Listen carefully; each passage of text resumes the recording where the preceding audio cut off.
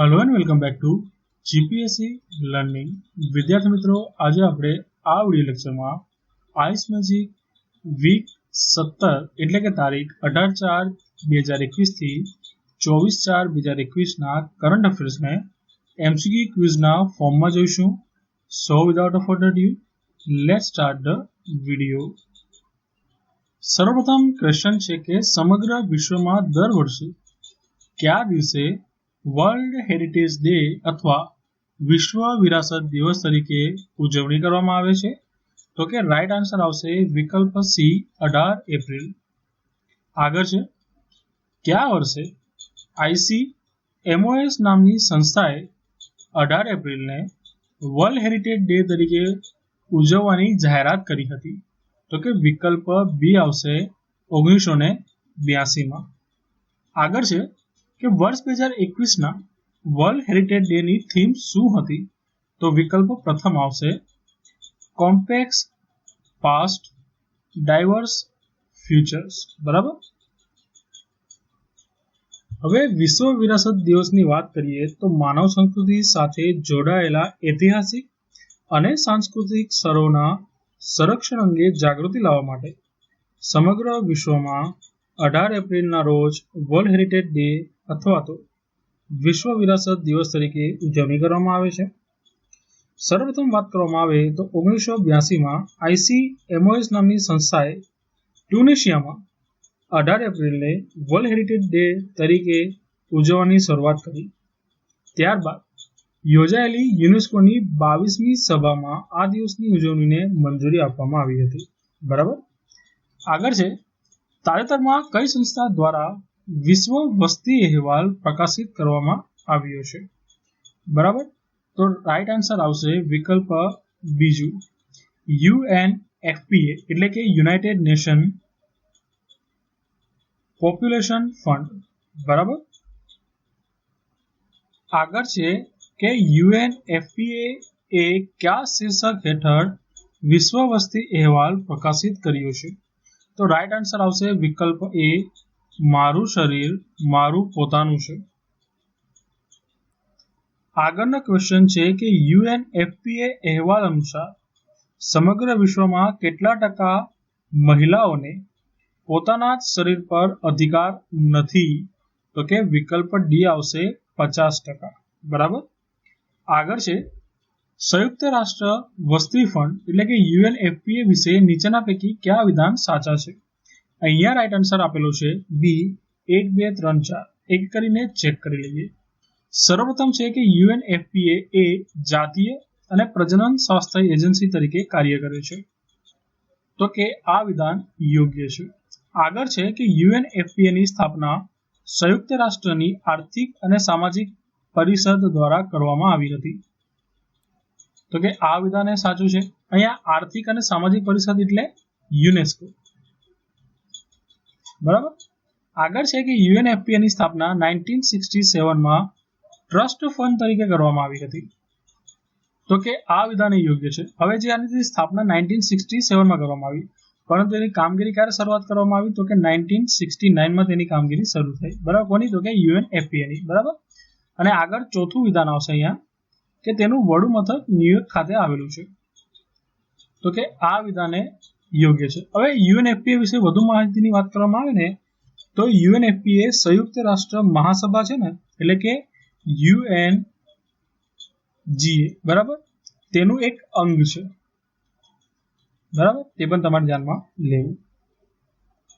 આગળનો ક્વેશ્ચન છે કે તાજેતરમાં બ્રિટનના કયા પ્રિન્સનું નિધન થયું છે?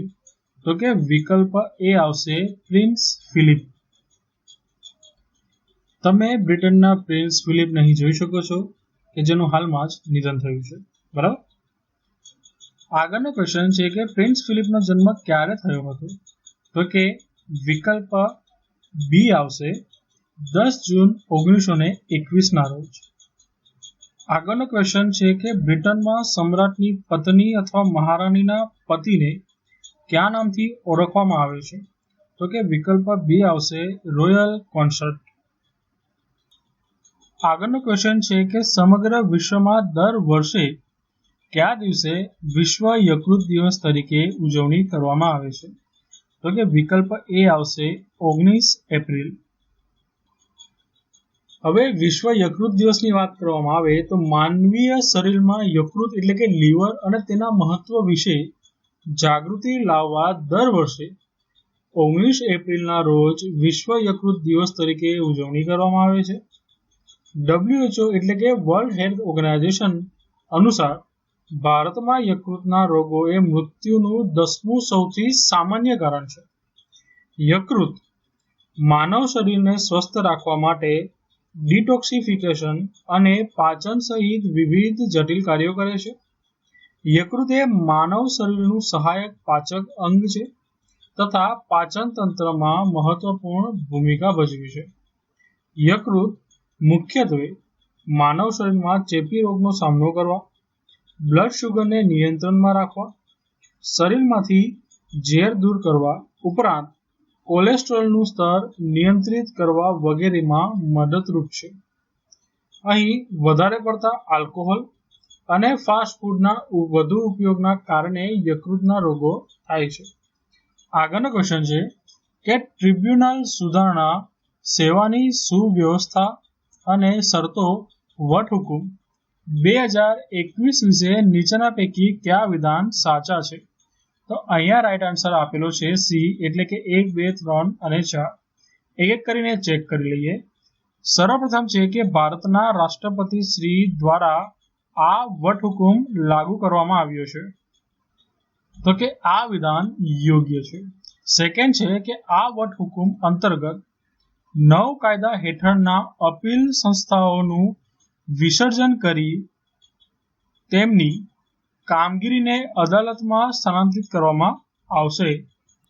હવે અહીંયા જે બીજા વિધાનમાં અદાલતોમાં સ્થાનાંતરિત કરવામાં આવશે તે આમ જોવા જઈએ તો યોગ્ય છે, પરંતુ સ્પેસિફિકલી કહેવા જઈએ તો અહીંયા ઉચ્ચ અદાલત આવશે એટલે કે હાઈકોર્ટ. બરાબર, અહીંયા લખું છું SC, તો બીજું વિધાન યોગ્ય રહી. બાકી ખાલી અદાલતમાં તો કંઈ ક્લેરિટી ના કહેવાય, અહીંયા ઉચ્ચ અદાલત આવવું જોઈએ. બરાબર.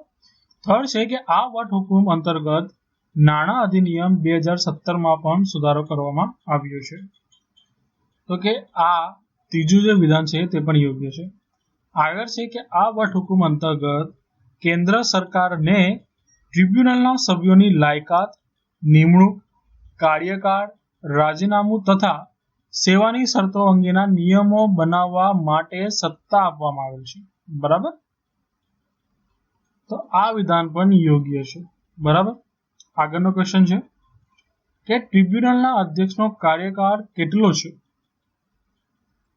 તો અહીંયા રાઈટ આન્સર આપ્યો છે સી એટલે કે 4 વર્ષ અથવા 70 વર્ષની વય સુધીનો. બરાબર. આ તો વાત થઈ અધ્યક્ષની. સભ્યોની વાત કરીએ. સભ્યોની વાત કરવામાં આવે તો તેમાં હશે 4/67. બરાબર, એટલે કે 4 વર્ષ અથવા 67 વર્ષની ઉંમર. આ બેમાંથી જે પહેલા આવતું હોય એ મુજબ. આગળ છે ભારતીય બંધારણના કયા ભાગમાં પંચો એટલે કે ટ્રિબ્યુનલ્સની જોગવાઈ કરવામાં આવી છે? અહીંયા રાઈટ આન્સર આપેલો છે ડી, ભાગ 14(1). બરાબર. આગળ છે કયા બંધારણીય સુધારા દ્વારા ભારતીય બંધારણમાં ભાગ 14(a) ઉમેરવામાં આવ્યો હતો? તો અહીંયા રાઈટ આન્સર આપેલો છે એ એટલે કે 42માં. હવે આ 42માં બંધારણ સુધારો ક્યારે લાગુ પડ્યો હતો? તો કે 1976માં. બરાબર, તે પણ તમારી યાદમાં લેવું. આગળ છે કેન્દ્રીય વહીવટી પંચની સ્થાપના કયા વર્ષે થઈ હતી? અહીંયા રાઈટ આન્સર શું આપે છે? સી એટલે કે વર્ષ 1985. બરાબર છે. આગળ છે કે વહીવટી પંચો અંગેની જોગવાઈ ભારતીય બંધારણના કયા અનુચ્છેદમાં કરવામાં આવી છે? અહીંયા રાઈટ આન્સર શું આપેલો છે? તો કે બી એટલે કે અનુચ્છેદ 323(a). બરાબર. આગળ છે હવે અહીંયા જે આ 323(a) આપ્યું છે ને તેના અંતર્ગત સંસદને કેન્દ્ર, રાજ્ય, સ્થાનિક સંસ્થાઓ, જાહેર કોર્પોરેશનો અને સત્તાધિકારીઓની જાહેર સેવામાં નિમણૂક કરવામાં આવતી વ્યક્તિઓની સેવાની ભરતી અને શરતો સંબંધિત વિવાદોના નિર્ણય માટે વહીવટી પંચની સ્થાપના કરવાની સત્તા આપે છે. બરાબર, એટલે કે આ સંસદ માટે જ છે. બરાબર. આ જે અનુચ્છેદ છે તેના અંતર્ગત સંસદ આ શું કહેવાય ટ્રિબ્યુનલો એટલે કે વહીવટી પંચોની શું કહેવાય સ્થાપનાની સત્તા આપે છે. બરાબર છે. જ્યારે અનુચ્છેદ 323B છે ને એ સંસદ વત્તા વિધાનસભા આ બંનેને શું કહેવાય ટ્રિબ્યુનલો રચવાની સત્તા આપે છે. બરાબર. અમુક સ્પેસિફિક જોગવાઈઓ છે, બધી અત્યારે હાલ ઇમ્પોર્ટન્ટ નથી, પરંતુ 323 એ ખાલી સંસદ માટે છે. એ સંસદ જેના થકી શું કરી શકે છે તો કે વહીવટી પંચોની સ્થાપના કરી શકે છે. જ્યારે 323B મુજબ સંસદ વત્તા વિધાનસભા એ વહીવટી પંચોની સ્થાપના કરી શકે છે. બરાબર. આગળ છે તાજેતરમાં કયા દેશે ભારતમાં ફૂડ પાર્ક શરૂ કર્યો છે? તો રાઈટ આન્સર આવશે વિકલ્પ ડી, ઇટલી. હવે જે આ ઇટલી દ્વારા મેગા ફૂડ પાર્ક બનાવવામાં આવ્યો છે, આ ફૂડ પાર્ક મહેસાણા જિલ્લાના ફણીદર ખાતે શરૂ કરવામાં આવ્યો છે અને જેમાં ફૂડ પ્રોસેસિંગ સુવિધાઓ પણ સામેલ છે. બરાબર. આગળ છે કે ફૂડ પ્રોસેસિંગ ઉદ્યોગ મંત્રાલયે કયા વર્ષે મેગા ફૂડ પાર્ક યોજના શરૂ કરી હતી? તો કે વિકલ્પ બી આવશે 2008માં. આગળ છે કે મેગા ફૂડ પાર્ક યોજના અંતર્ગત સરકાર દ્વારા કેટલા ફૂડ પાર્ક સ્થાપવાનું લક્ષ્યાંક રાખવામાં આવ્યું છે? તો રાઈટ આન્સર આપ્યો છે વિકલ્પ એ 42. આગળનો ક્વેશ્ચન છે કે ઓડિશા સરકાર દ્વારા તાજેતરમાં કયા મંદિરમાં ભક્તોના જાહેર પ્રવેશ પર પ્રતિબંધ મૂક્યો છે? તો કે વિકલ્પ સી લિંગરાજ મંદિર. હવે ઓડિશાના ભુવનેશ્વરમાં આવેલું લિંગરાજ મંદિર તમે અહીં જોઈ શકો છો કે જેને હાલમાં જ ભક્તો માટે બંધ કરવામાં આવ્યું છે. બરાબર. ઓડિશા સરકાર દ્વારા. આગળનો ક્વેશ્ચન છે કે લિંગરાજ મંદિર ઓડિશાના કયા શહેરમાં સ્થિત છે? અગાઉ વાત કરી ગયા તેમ તો કે ભુવનેશ્વર ખાતે. બરાબર. આગળ છે કે નીચેનામાંથી કયા મંદિરને સ્વભૂ મંદિરના ઉપનામથી પણ ઓળખવામાં આવે છે? તો કે વિકલ્પ બી આવશે લિંગરાજ મંદિર. બરાબર. લિંગરાજ મંદિર વિશે વાત કરવામાં આવે તો 11મી સદીમાં બનેલું લિંગરાજ મંદિર ભગવાન શિવને સમર્પિત છે. લિંગરાજ મંદિર ઓડિશા રાજ્યના ભુવનેશ્વર ખાતે આવેલું છે. લિંગરાજ મંદિરને ભુવનેશ્વર શહેરનું સૌથી મોટું મંદિર માનવામાં આવે છે. આ મંદિર 11મી સદીમાં સોમવંશી રાજા યયાતિ કેસરી, બરાબર, સોમવંશી રાજા યયાતિ કેસરી દ્વારા બનાવવામાં આવ્યું હતું. બરાબર. હવે આ મંદિર છે ને આ મંદિર લાલ પથ્થરનું બનેલું છે જે કલિંગ શૈલીના સ્થાપત્યનું ઉત્તમ ઉદાહરણ છે. આ મંદિરને 4 ભાગમાં વહેંચવામાં આવ્યું છે, જેમાં વિમાન એટલે કે ગર્ભગૃહ યુક્ત રચના, યક્ષશાળા કે જ્યાં પ્રાર્થના માટે હોલ છે, ભોગ મંડપ એટલે કે પ્રસાદ માટે હોલ, અને ચોથું છે કે નાટ્યશાળા એટલે કે નૃત્ય માટેનું હોલ. એટલે કે આ 4 ભાગમાં વહેંચવામાં આવ્યું છે. બરાબર છે. એક છે વિમાન, બીજું છે યજ્ઞશાળા, ત્રીજું છે ભોગ મંડપ અને ચોથું છે નાટ્યશાળા. બરાબર.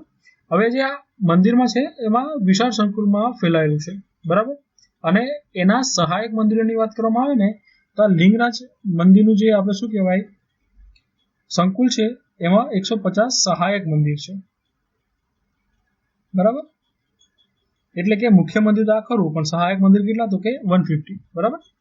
હવે આ લિંગરાજ મંદિરને આપણે અગાઉના ક્વેશ્ચનમાં જોઈ ગયા એમ શું કહીને ઓળખવામાં આવે છે તો કે સ્વયંભૂ. બરાબર. સ્વયંભૂ મંદિરના રૂપથી ઓળખવામાં આવે છે. હવે આ જે મંદિર છે ને લિંગરાજ મંદિર એનું એક મહત્વનું પાસું છે કે જેમાં તે ઓડિશામાં શૈવ અને વૈષ્ણવ ધર્મ કે સંપ્રદાયના સંકલનનું પ્રતીક છે, કારણ કે ભગવાન જગન્નાથ મંદિર અને લિંગરાજ મંદિર એક જ સમયે વિકસિત થયા છે. બરાબર. અને આ જે મંદિર છે તેનું બીજું આકર્ષણ એ છે કે ત્યાં બિંદુ સાગર તળાવ છે જે મંદિરની ઉત્તર દિશામાં આવેલું છે. હવે તમે અહીં માફ કરજો પિક્ચરમાં જે બિંદુ સાગર તળાવ છે તમે જોઈ શકો છો કે જે મંદિરની ઉત્તર આવેલું છે. બરાબર. આ રહ્યું તે તળાવ. બરાબર છે. હવે આગળનો ક્વેશ્ચન છે કે કલિંગ સ્થાપત્ય વિશે નીચેના પૈકી કયા વિધાન સાચા છે?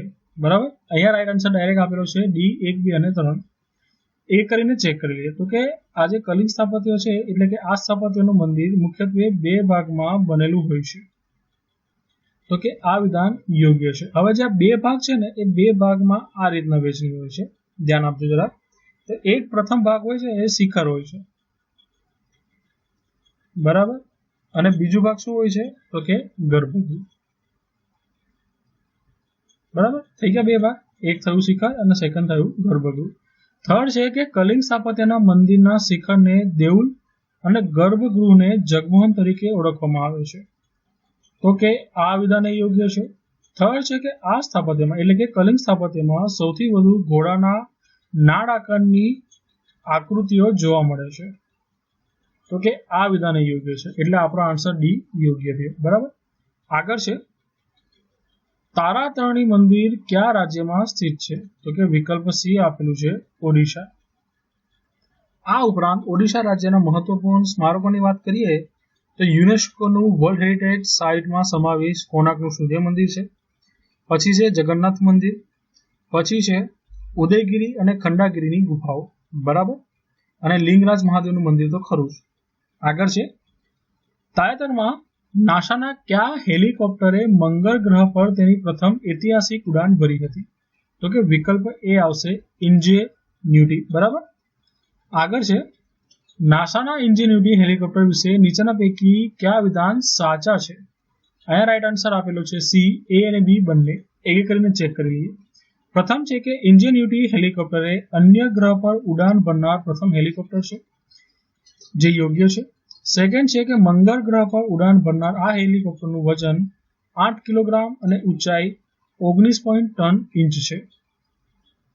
અહીં આ બીજું વિધાન યોગ્ય છે, એટલે આપણો રાઈટ આન્સર સી થશે યોગ્ય. બરાબર. આગળ છે કે મંગળ ગ્રહના અભ્યાસ માટેનું તિયાવેન-1 મિશન કયા દેશનું છે? બહુ ટાઈમથી સાંભળતા આવીએ છીએ, આન્સર બી ખબર હશે. રાઈટ આન્સર શું છે? તો કે બી ચીન. બરાબર. આગળ છે કે ભારતીય પ્રતિસ્પર્ધા પંચે તાજેતરમાં કયા દેશ સાથે એમઓયુ કર્યા છે?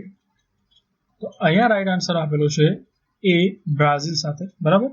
હવે ભારતીય પ્રતિસ્પર્ધા પંચ એટલે કે CCI એ બ્રાઝિલના બ્રાઝિલ આર્થિક સર્વેક્ષણ માટે પ્રશાસનિક પરિષદ એટલે કે CADE બરાબર તેની સાથે એમઓયુ કર્યા છે. બરાબર. આગળ છે કે ભારતીય સ્પર્ધા પંચ એટલે કે CCI ની સ્થાપના કયા વર્ષે થઈ હતી? તો કે વિકલ્પ એ આવશે 2003 થઈ હતી. અહીં CCI ની વાત કરવામાં આવે તો CCI A competition commission of India નામના એક્ટ પસાર કરી અને તેની સ્થાપના 2003 14 ઓક્ટોબરના રોજ કરવામાં આવી હતી. અને તે કાયદાથી પસાર થયેલી છે, એટલે કઈ સંસ્થા હશે? તો કે વૈધાનિક સંસ્થા છે. બરાબર. વૈધાનિક સંસ્થા. અને CCI એક્ટ 2002 અંતર્ગત 2003 તેની સ્થાપના થઈ. એટલું તમારે યાદ રાખવાનું. આગળનો ક્વેશ્ચન છે કે ભારતમાં દર વર્ષે કયા દિવસે નેશનલ સિવિલ સર્વિસીસ ડે ની ઉજવણી કરવામાં આવે છે? તો કે વિકલ્પ બી આવશે 21 એપ્રિલ. આગળ છે કે સિવિલ સર્વિસીસ માટે આપેલ યોગદાન બદલ કોને ભારતના પેટ્રન સેન્ટ તરીકે ઓળખવામાં આવે છે? તો કે વિકલ્પ ડી આવશે શ્રી સરદાર વલ્લભભાઈ પટેલ. આગળ છે world press freedom index 2021 Bharat કેટલામાં ક્રમે રહ્યું છે? તો કે વિકલ્પ સી આવશે 142. World press freedom index 2020 Bharat કેટલામાં ક્રમાંકે રહ્યું હતું? તો કે વિકલ્પ સી આવશે 142. એટલે કે ભારતે પોતાની સ્થિતિ જાળવી રાખી છે એવું કહી શકાય. બરાબર. આગળ છે કે વર્લ્ડ પ્રેસ ફ્રીડમ ઇન્ડેક્સ 2021 કયો દેશ પ્રથમ ક્રમાંકે રહ્યું છે? તો કે વિકલ્પ એ આવશે નોર્વે. હવે તમે અહીં મેપમાં નોર્વેને જોઈ શકો છો, જે ભારતથી નોર્થ તરફ જતા તમને દેખાશે. બરાબર. નોર્વેની રાજધાની ઓસ્લો છે, જે તમે અહીંયા જોઈ શકો છો. બરાબર છે. હવે નોર્વેની સાઉથમાં કયો સી આવે છે? તો કે નોર્થ સી. અને નોર્વે કોની સાથે બોર્ડર ધરાવે છે? એક તો થયું સ્વીડન. બરાબર. અને બીજું શું થયું? તો કે રશિયા. બરાબર છે. અને ફિનલેન્ડ સાથે પણ તે પોતાની બોર્ડર ધરાવે છે. બરાબર. નોર્વેની નોર્થમાં કયું સી આવેલું છે? તો કે નોર્વેજિયન સી આવેલું છે. બરાબર. આગળનો ક્વેશ્ચન છે કે વર્લ્ડ પ્રેસ ફ્રીડમ ઇન્ડેક્સ 2021 કયો દેશ બીજા ક્રમે રહ્યું છે? તો કે વિકલ્પ બી આવશે ફિનલેન્ડ. બરાબર. તમે અહીંયા મેપમાં ફિનલેન્ડ જોઈ શકો છો, અને જેની રાજધાની છે હેલ્સિંકી. બરાબર. આગળ છે કે વર્લ્ડ પ્રેસ ફ્રીડમ ઇન્ડેક્સમાં અંતિમ ક્રમે કયો દેશ છે? અહીંયા પ્રેસ આવશે. બરાબર. તો કે અંતિમ ક્રમે રહ્યો છે વિકલ્પ ડી એરિટ્રિયા. હવે તમે આફ્રિકા ખંડમાં રેડ સી નજીક આવેલા દેશ એરિટ્રિયાને તમે જોઈ શકો છો, કે જે વર્લ્ડ પ્રેસ ફ્રીડમ ઇન્ડેક્સમાં અંતિમ ક્રમાંકે રહ્યું છે. અંતિમ ક્રમાંક કયો છે? તો કે 180 બરાબર। એરિટ્રિયાની રાજધાનીની વાત કરવામાં આવે તો અસ્મારા છે બરાબર છે। આગળનો ક્વેશ્ચન છે કે વર્લ્ડ પ્રેસ ફ્રીડમ ઇન્ડેક્સ વિશે નીચેના પૈકી કયા વિધાન સાચા છે। અહીંયા રાઈટ આન્સર આપેલો છે એ 1, 2 અને 3। એ કરીને ચેક કરી લઈએ તો સર્વપ્રથમ છે કે આ રિપોર્ટ એટલે કે world press freedom index report reporters without borders દ્વારા પ્રકાશિત કરવામાં આવે છે। તો કે પ્રથમ વિધાન યોગ્ય છે।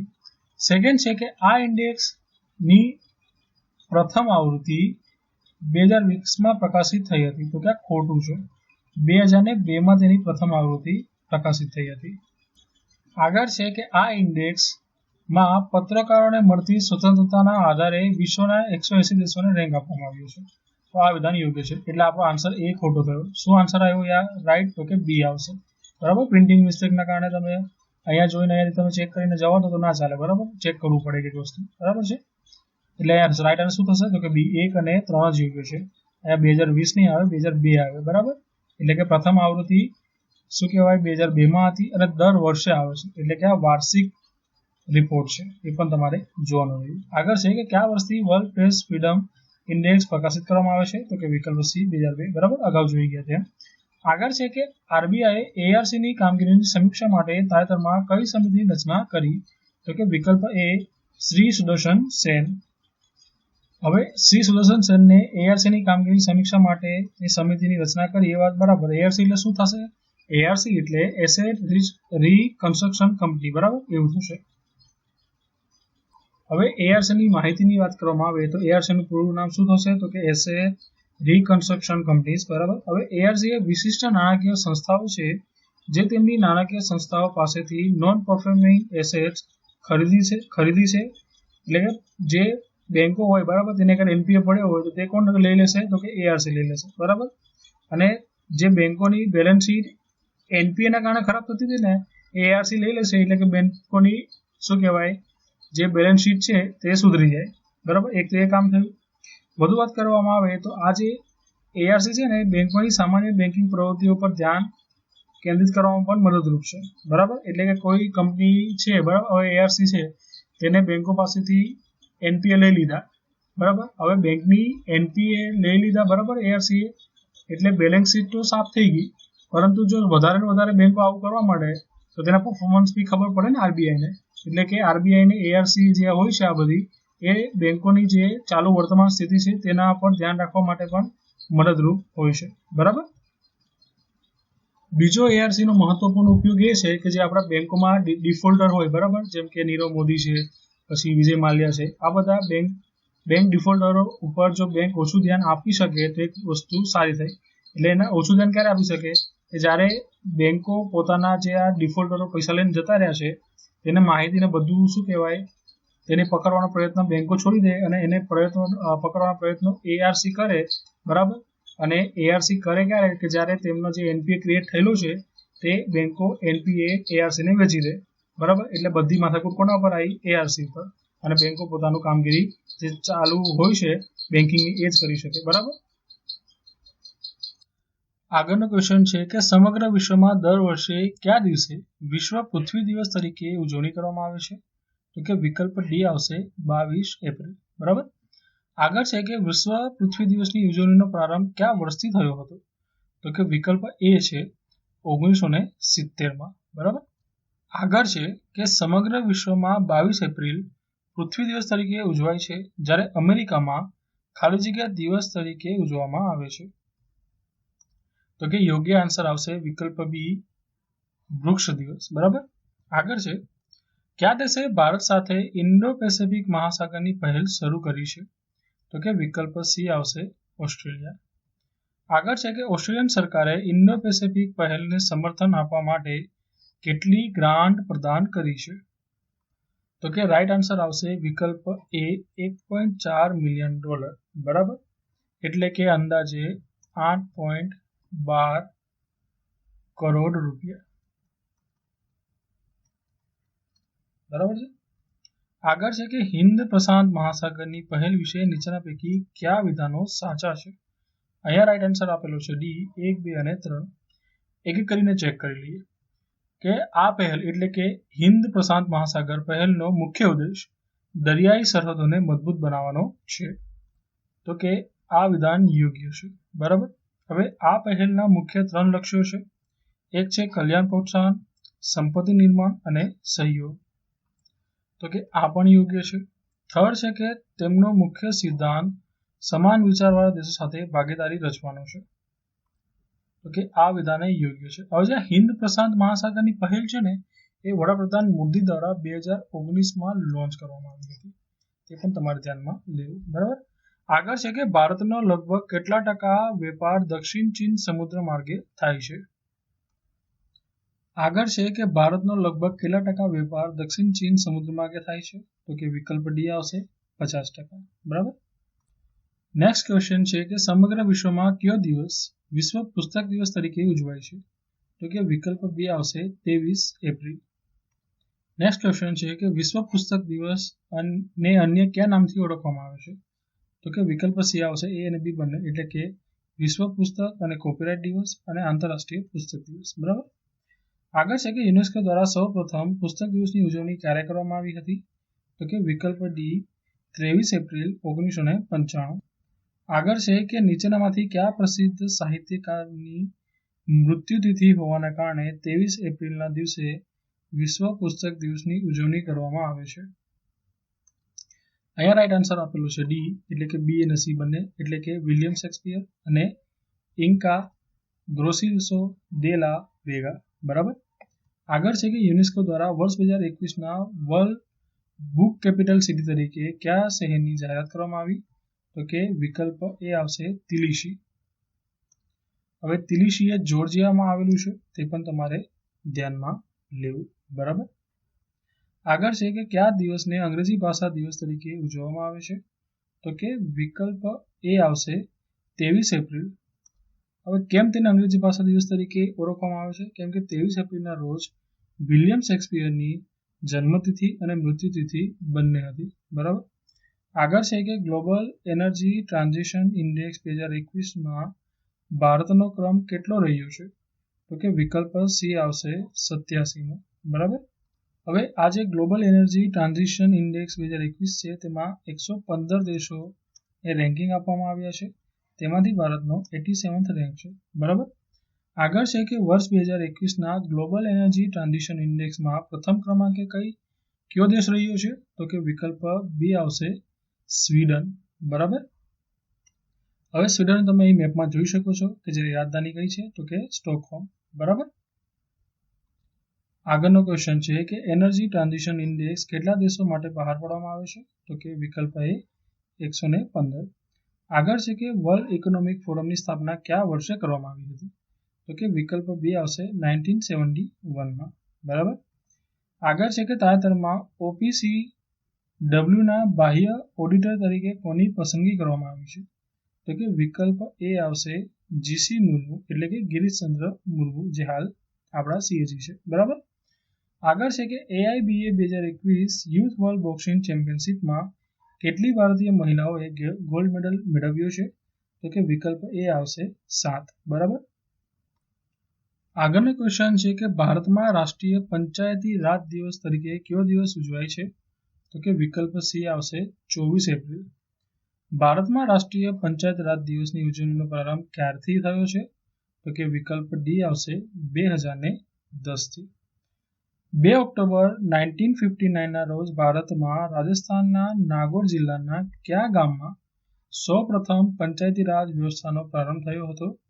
તો કે વિકલ્પ બી આવશે બગદરી. બરાબર. અને કોના હાથે થયો હતો? તો કે પંડિત જવાહરલાલ નહેરુ. બરાબર છે.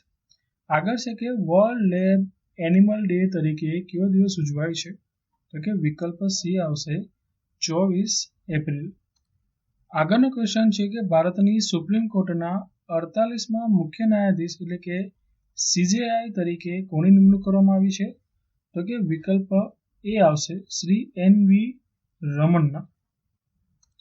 આગળનો ક્વેશ્ચન છે કે ભારતની સુપ્રીમ કોર્ટના 48મા ચીફ જસ્ટિસ તરીકે શ્રી NV રમણને કોણે શપથ લેવડાવ્યા? તો કે વિકલ્પ બી આવશે શ્રી રામનાથ કોવિંદ. આગળ છે ભારતીય બંધારણના કયા અનુચ્છેદમાં ભારતની સુપ્રીમ કોર્ટના ન્યાયાધીશ તથા મુખ્ય ન્યાયાધીશના શપથ અંગેની જોગવાઈ કરવામાં આવી છે? તો કે વિકલ્પ ડી આવશે અનુચ્છેદ 124 પેટા કલમ 6. બરાબર. આગળ છે કે શ્રી એનવી રમન સુપ્રીમ કોર્ટના કેટલામાં મુખ્ય ન્યાયાધીશ બન્યા છે? તો કે વિકલ્પ સી 48માં. આગળ છે કે વર્તમાનમાં સુપ્રીમ કોર્ટમાં એક મુખ્ય અને અન્ય ન્યાયાધીશો મળીને કુલ કેટલી ન્યાયાધીશની સંખ્યા છે? તો કે વિકલ્પ બી આવશે 34. બરાબર. આગળ છે કે ઝાયડસની કઈ દવાને ડીજીસીઆઈ એટલે કે ડાયરેક્ટર માફ કરજો drug controller general of India દ્વારા મંજૂરી મળી છે? તો કે વિકલ્પ એ વેરાફિન. બરાબર.